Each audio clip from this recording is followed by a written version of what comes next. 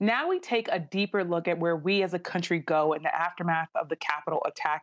And we look at where Americans go who are still distrustful of the 2020 election, despite it being free and fair. For that, I'm joined by Anne Applebaum. She's a staff writer at The Atlantic. Thanks so much for being here, Anne. What more do we know about the people who stormed the Capitol? And how does that group fit into the larger group of people who supported President Trump? So, to be clear, all of the people who supported President Trump didn't support the storming of the Capitol. And certainly not all Republicans did, and not all conservatives did. Um, I, I think what we're talking about is a more defined group, the people who were there and the people who still say they support him, which, according to one poll that was done soon afterwards, is about 20% of the country. Even if it's 10%, even if that's an exaggeration, it's a very large number of people.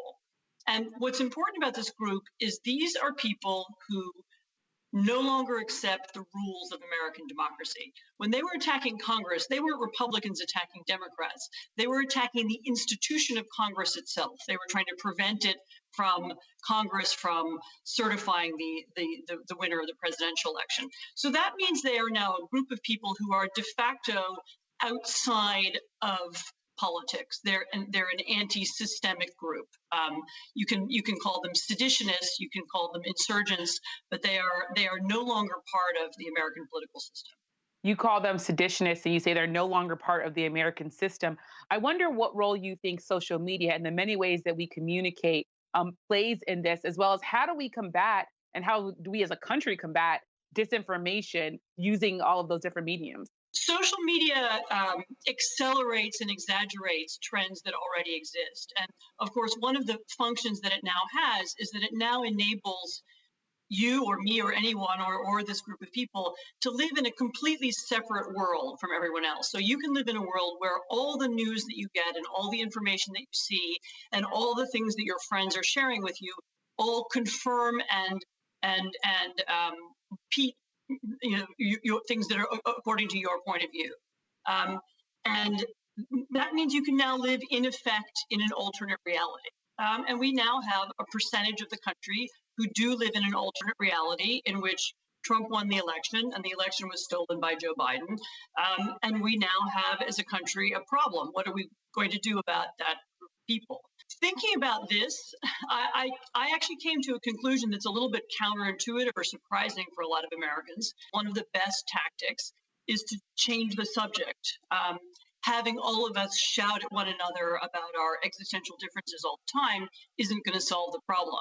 But if we can find ways of working constructively together on something else, whether it's locally, I don't know, building a road or a bridge, or whether it's nationally setting up a real volunteer corps that will help distribute the vaccines. If you're talking about that kind of issue, then you're not talking about the existential issues that provoke violence. There are some, of course, that are going to hear you talking about changing the subject and are going to find that a bit hard to think about.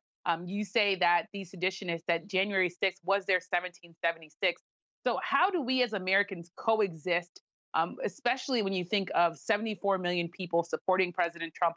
So the instinct of the many millions who voted for Joe Biden is to say, why don't they try and adjust to us?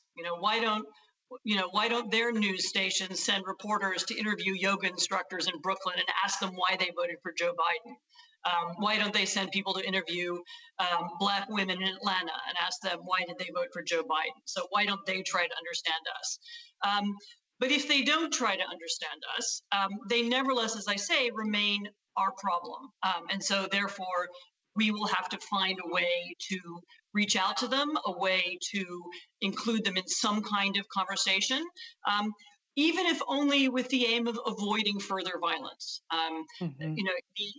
The feeling that they are excluded, that the state has been taken over by people who are alien to them, whose values are alien, that there's nothing they can do, that there's no path left to them except violence, is the instinct that caused the insurrection at the Capitol on January the 6th. So finding some path for people like that to feel part of a national conversation of any kind about anything is really important.